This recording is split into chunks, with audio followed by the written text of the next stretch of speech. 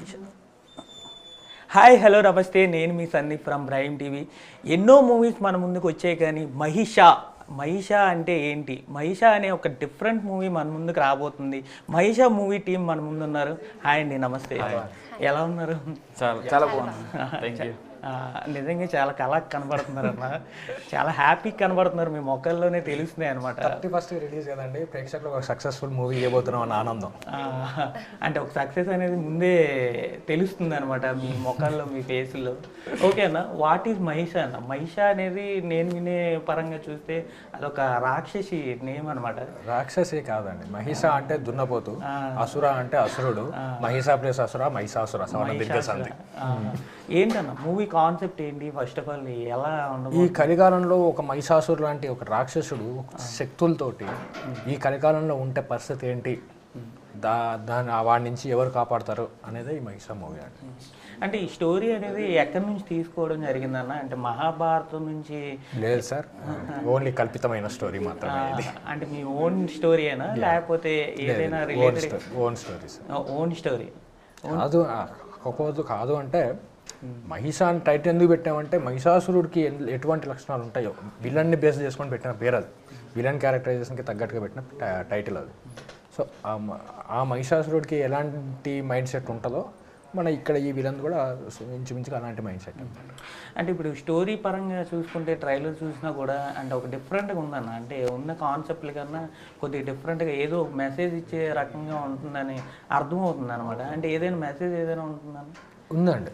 Present శక్తులు లేవు కానండి, చాలామంది మహిషాసురులు మన మధ్యలో తిరుగుతున్నారు. ఓకే, అలాంటి వారందరికీ ఈ సినిమా ఒక బుద్ధి చెప్పేదాని విధంగా అసలు మనం ఎలా ఉండాలి, ఎలా ఉండకూడదు అనేది రెండు దీంట్లో తెలుస్తుంది. అంటే రియాలిటీలో ఇలాంటివి ఏవైనా మీరు ఫేస్ చేస్తారని? రియాలిటీలో ఫేస్ చేయలేదు అంటే, రియాలిటీలో శక్తులు ఉండవు కదా, కాకపోతే బుద్ధులు ఉంటాయి. అదే శక్తులు ఉండవు, కాకపోతే మైండ్ సెట్ కానీ అది కానీ ఒకటే ఉంటుంది. దాని నుంచి తీసుకొని నేను స్టోరీ మొత్తం ఇంకా కొంచెం మనం స్టోరీ అల్లాలి కదా, రాసాం కదా కష్టపడి, రాసి అల్లి చేసి. అంటే ఎన్ని ఇయర్స్ నుంచి ఇది మీ టార్గెట్ ఎప్పటి నుంచి పెట్టుకున్నారన్న? అంటే నేను రాయడం చాలా రోజుల నుంచి రాసుకున్నానండి. ఈ స్టోరీ ఏదో ఒక 10 రోజులు 5 రోజుల్లో కూర్చుంటే వచ్చిన స్టోరీ కాదు. చాలా రోజుల నుంచి మధ్యలో స్టోరీ ఎక్కడ చేంజ్ అవ్వకుండా చాలా కష్టపడి చేసి నాకు తీయడానికి ఎంత టైం పట్టిందో రాయడానికి దానికి 4 గంటలు టైం పట్టింది. అంటే షూటింగ్ స్పాట్స్ ఇవన్నీ ఎక్కడైనా ఇది సగం 50% ఆంధ్రాలో అయిందండి, 50% ఇక్కడ అయింది. ఓకే, హీరోయిన్ గారు, హీరోయిన్ మీ క్యారెక్టర్ ఎలా ఉండబోతుందండి? సస్పెన్స్ అండి, వన్ ఆఫ్ ది రోల్ చేశాను. సస్పెన్స్ క్యారెక్టర్ అనమాట నాది. అంటే ఇప్పుడు మహిషా అనేది అంటే ఒక దున్నపోతు, అంటే ఒక నెగిటివ్ రోల్ అనమాట, ఒక నెగిటివ్ టైప్ ఆఫ్ సినిమా కాబట్టి. అంటే ఇప్పుడు నార్మల్గా చెప్పుకుంటే ఒక అసురుడు అంటే థ్రిల్లింగ్ టైప్ ఎలిమెంట్స్ అనేవి ఉంటాయి అన్నమాట. అలాంటివి మీరు ఫస్ట్ జానర్లోనే ఇలాంటివి ఈ ఫేస్ చేయడం అనేది కొద్దిగా కష్టంగా అనిపిస్తుంది అండి. నాకు అంటే నా సస్పెన్స్ కదా, నాకు అలాంటి సీన్స్ అంటే విలన్తో సీన్స్ నాకు అంత లేవన్నమాట. విలన్స్తో సీన్స్ నా సీన్స్ లేవండి. అంటే మీ రోల్ ఎలా ఉండబోతుంది? అంటే ఏ టైప్ ఆఫ్ క్యారెక్టర్ మీకు? సస్పెన్స్ అంతే, ఇంకా క్యారెక్టర్ మూవీ చూసాక తెలుస్తుంది అనమాట. జాన్ 31st మూవీ రిలీజ్కి కొంచెం అంటే 50% ఒకలా 50% ఇంకోలా ఉంటుంది. ఓకే అన్న, అంటే ఇప్పుడు నార్మల్గా వాయిస్ పరంగా చూసుకుంటే స్లాంగ్ కూడా మొత్తం కొద్దిగా డిఫరెంట్గా ఉందన్న ట్రైలర్. అంటే అదంతా మీరే వాయిస్ ఓవర్ ఇచ్చారన్న, లేకపోతే? వాయిస్ ఓవర్ నాదే అండి, అది ట్రైలర్లో వాయిస్ ఓవర్ నాదే. యాక్చువల్గా వేరే వాళ్ళతో ఇద్దాం అనుకుంటే అప్పటికప్పుడు కుదరక సెట్ కాక నా వాయిసే ఉంచేసాం. అంటే సినిమా అంతా ఆ టైప్ ఆఫ్ స్లాంగే ఉండబోతుందన్న? అవునండి, అంటే స్లాంగ్ అంతే మొత్తం అది కాదు, విలన్ క్యారెక్టరైజేషన్ వచ్చినాం. ఓకే అన్న, అంటే ఇప్పుడు ధర్మానికి అధర్మానికి మధ్య జరిగే పోరాటంలా అనిపిస్తుంది అనమాట. అంటే ఏంటన్న ఇందులో ధర్మం ఏంటి, అధర్మం గెలుస్తుందా ఇందులో మీ బట్టి? అదే ఈ స్టోరీ అండి. ఈ సినిమాలో ధర్మం కలికాలంలో ధర్మం గెలుస్తుందా అధర్మం గెలుస్తుందా? మీరు ఒక పాటలో అబ్జర్వ్ చేస్తే మీకు ఒక దగ్గర వచ్చేస్తుంది, రథసారథి లేని యుద్ధం గెలిచిన కర్ణుడు కలికాలంలో అని చెప్పి లిరిక్స్లో ఉంది. సో అదే అండి, ఇప్పుడు కృష్ణుడు రథసారథి అంటే కృష్ణుడే. ఆ కృష్ణుడు లేని యుద్ధంలో గెలుస్తాడా గెలవడా? అంటే ఇప్పుడున్న కాలంలో అయితే ధర్మం గెలుస్తుంది అంటారా, అధర్మం గెలుస్తుందా? రియాలిటీలో చెప్పాలి అంటేనేమో ఎవరి దగ్గర శక్తి ఉందో ఎవరి దగ్గర డబ్బు ఉందో అది గెలుస్తుంది. ఓకే. సినిమా పరంగా చెప్పాలి అంటే ధర్మం గెలుస్తుంది. సినిమా పరంగా చెప్పాలంటే ధర్మమే అదే ఇప్పుడు నేను చెప్పాను కదండి, శక్తి ఉన్న వాళ్ళు డబ్బు ఉన్న వాళ్ళు ఇవి గెలుస్తారు. ఇక్కడ కూడా ఆ శక్తి డబ్బులు ఏం చేసేవి ఏమయ్యింది అనేది సస్పెన్స్ అండి. యాక్చువల్గా నేను కొంచెం రివీల్ చేస్తా. హీరో అనేటోడు వీళ్ళని నేను చేయలేడు, ఎందుకంటే వాడి దగ్గర శక్తి ఉంది, కావలసినంత డబ్బు ఉంది, ఏం చేయలేడు. కానీ ఎలా వీళ్ళకి రిలీఫ్ అయింది, ఈ స్టోరీలో ఎలా ధర్మం ముందుకెళ్ళింది చెప్పాను కదండి. ఇప్పుడు మనం రియాలిటీలో కూడా డబ్బున్నా శక్తి ఉన్నా ఎండ్ ఆఫ్ ది టైం ధర్మం గెలవాల్సింది. అంటే ఇప్పుడున్న కాలంలో డబ్బు ఉంటే ఏదైనా చేయొచ్చని. అదే అండి చెప్పాను, ఏమన్నా చేయొచ్చు, చేయడంతో అది అయిపోదు, దాని తర్వాత ధర్మం గెలుస్తుంది. దాని తర్వాత ఇప్పుడు సపోజ్ నా దగ్గర బలం ఉంది, డబ్బు ఉంది, వీడి దగ్గర నుంచి వెళ్తావు అంటే కొట్టాను, అటు తను దీన్ని వెళ్ళిపోయాడు, నాకన్నా డబ్బు ఉన్నాడు నాకన్నా బలం ఉన్నాడు ఇంకోటి ఉండడా, ఆ రోజు కూడా వస్తుందిగా. అదే అది వచ్చే వరకు సాగుద్దండి. ఈ సినిమాలో ఒక డైలాగ్ కూడా ఉంది, ధర్మం యుద్ధం చేయనంత వరకే అధర్మం తైతక్కలాడుద్ది. ఒక్కసారి ధర్మం యుద్ధం చేయడం మొదలు పెడితే ధర్మం గెలవాల్సిందే. అంటే ఇదంతా చూసుకుంటే ఒక మైథలాజికల్గా మూవ్ అయ్యేటట్టు ఉందన్న. లేదండి లేదు, మైథలాజికల్ డైలాగ్ ఒకటి ఉంది తప్ప మైథలాజికల్గా అంటే మీరు బాగా పురాణాలు ఇతిహాసాలు ఇలాంటివి బాగా ఫాలో అవుతున్నారు అంటే ఫాలో అవుతారండి. కానీ అది మైథలాజికల్కి సంబంధం లేదు. ఒక దగ్గర చెప్పినప్పుడు విలన్కి చెప్పినప్పుడు విలన్ డైలాగ్ అలా ఉంటుంది, అంత మైథలాజికల్ డైలాగ్ ఒకటి ఉంటుంది తప్ప విలన్కి చెప్తాడు ధర్మం గెలవాల్సిందే అదే అన్నప్పుడు విలన్ డైలాగ్ ఒకటి ఉంటుంది తప్ప మైథలాజికల్గా ఏమి వెళ్ళిపోదు.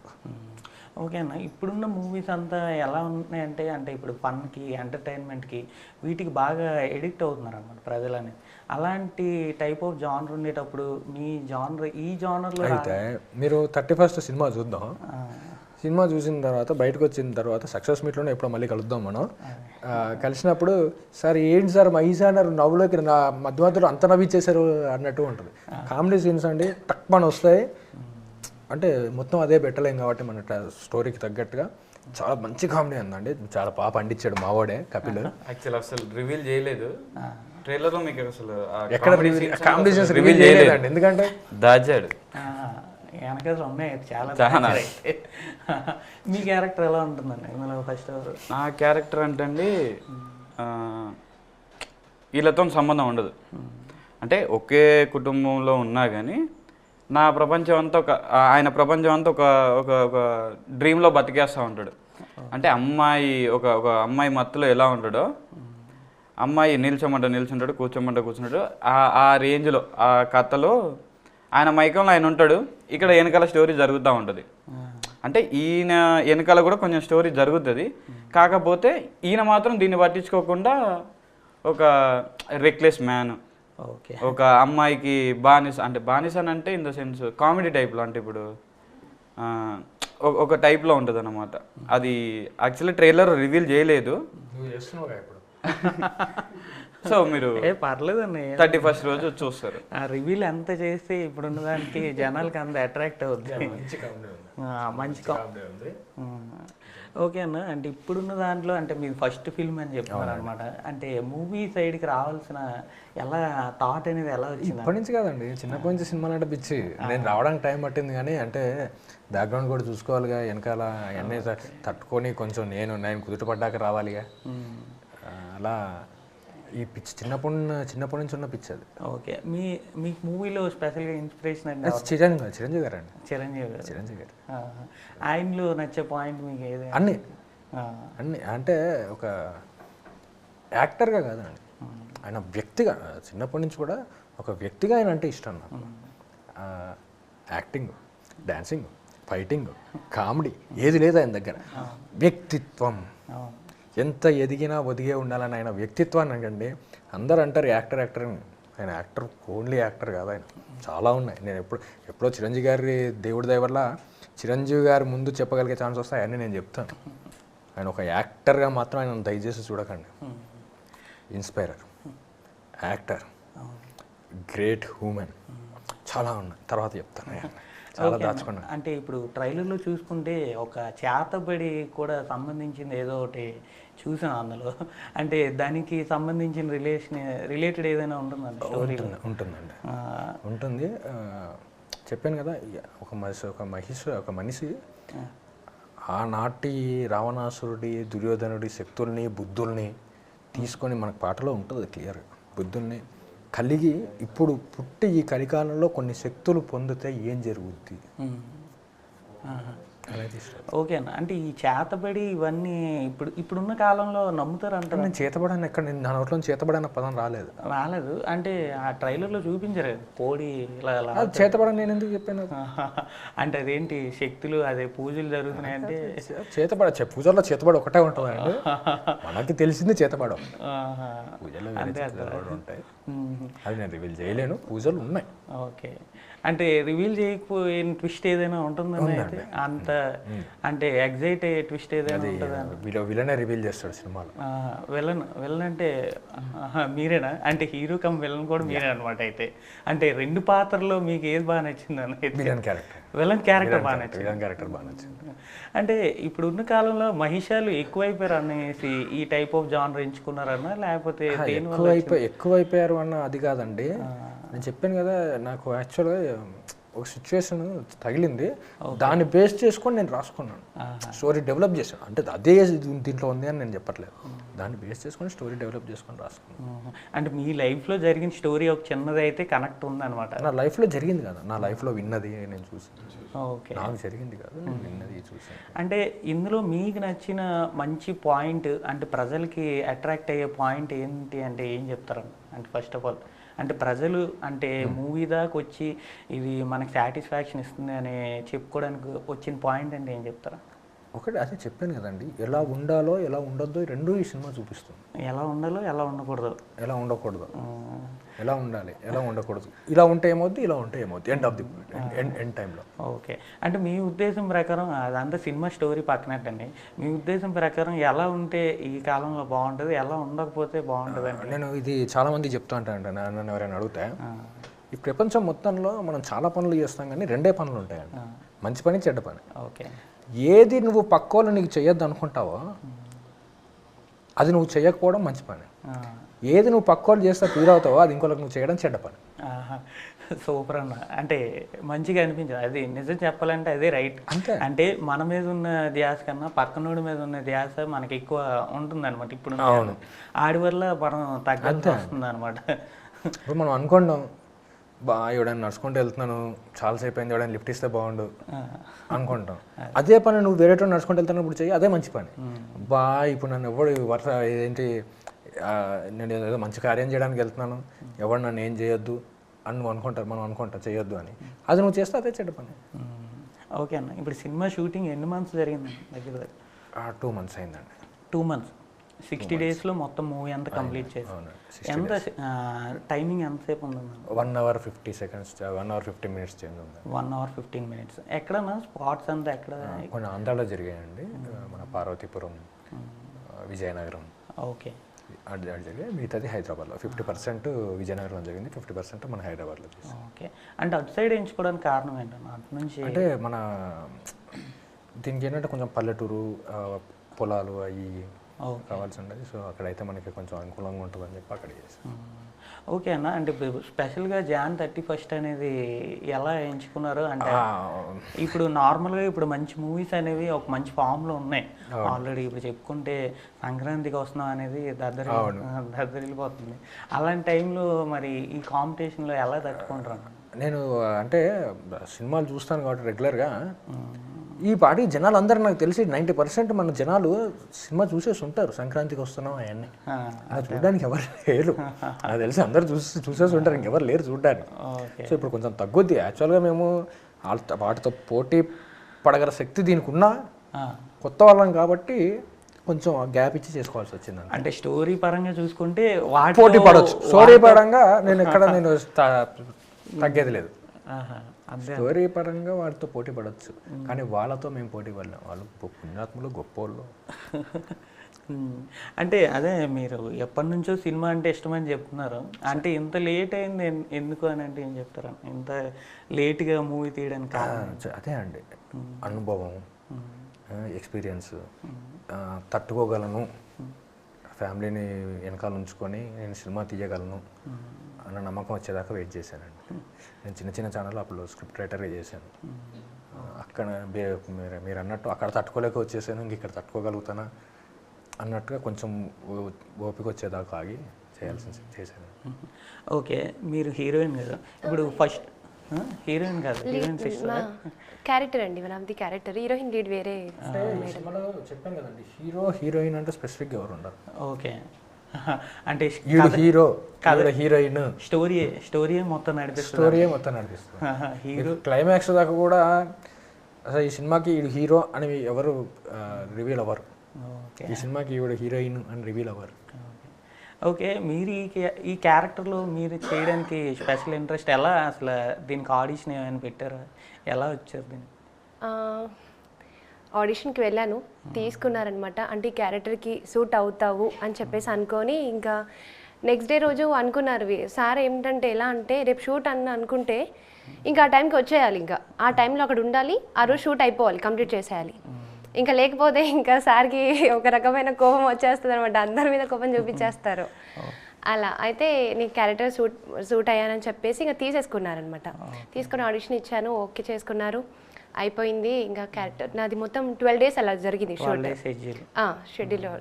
12 days అలా జరిగింది. ఓకే, మీరు చేసిన రోజుల్లో మీకు ఇష్టమైనది ఏదైనా ఒక పాయింట్ ఏదైనా ఉందా స్టోరీలో?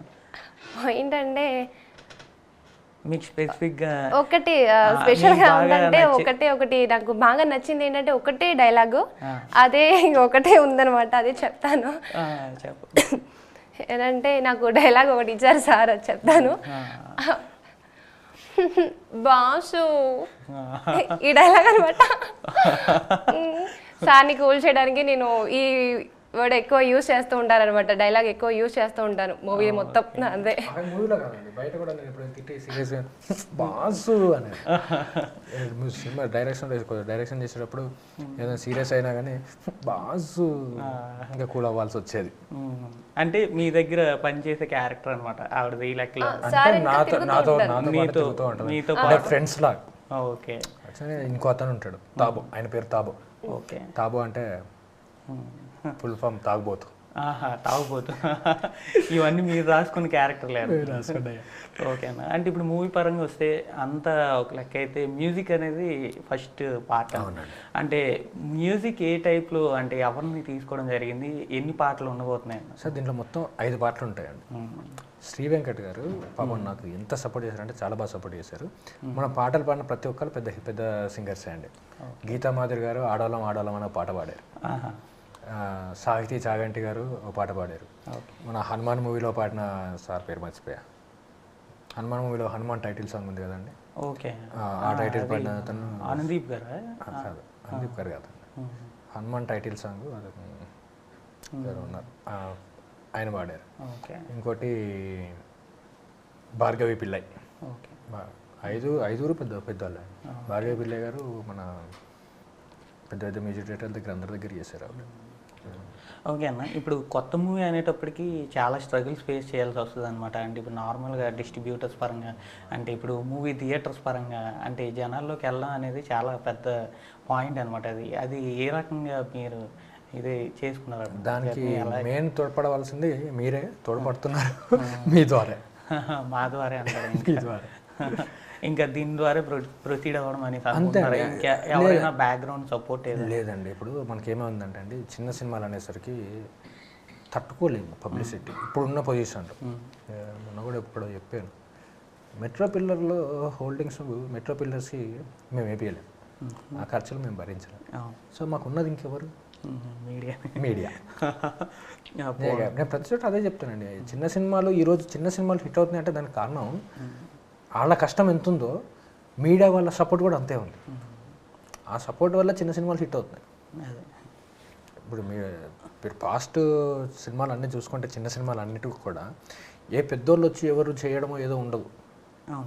జనాల్లోకి వెళ్ళింది అంటే ఒకటి వాళ్ళ కష్టం, వాళ్ళు సినిమా చేయడం, రెండోది మీడియా.